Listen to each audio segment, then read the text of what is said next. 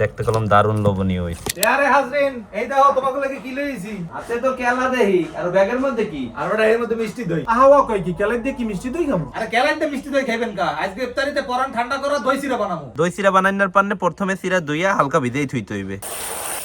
চিরা ধোয়া হয়ে গেছে, এখন এই চিরা ভেজতে দিয়া অন্য সব কাম গুছাইতে হইবে। দই সিরা বানানোর জন্য আমরা এখানে 3 রকমের ফল লইছি, খাজুর, আপেল, কেলা।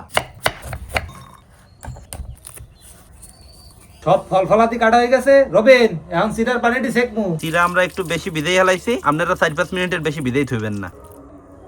মিষ্টি দই তো চিরার মধ্যে দিয়ে দিছি, এখন দিমু গুঁড়া দুধ, কোরাইনা নাহেল, চিনি, নুন, কিসি কিসি করে কাটতে থাকা খেজুর, আপেল, কেলা। এখন সবকিছু একলগে মেয়াইতে হইবে। এখন সবশেষে দিয়ে দিমু গোলাইনা দুধ। দেখতে কলম দারুণ লোভনীয় হইছে। দই চিরা বানাইনা হয়ে গেছে, এখন হইছে পরিবেশনের পালা। আব্বু আজান দিয়ে ইফতার করা শুরু করি। আচ্ছা বিসমিল্লাহ। বিসমিল্লাহ। রয়্যাল ভাইয়া, হ্যাঁ, তো রাতে বেলা আসলেই জাদু আছে। রয়্যাল মানে আবু। কি আব্বু, কেমন লাগে তোমার দায়? খুব ভালো লাগে। অনেক সুস্বাদু হয়েছে, অনেক সুস্বাদু। আসলে কলম অনেক মজা হয়েছে। আপনারা চাইলে কলম রমজানের ইফতারে এর মধ্যে দই চিরা রাখতে পারেন, এটা খাইতে কলম হেভি মজা লাগে।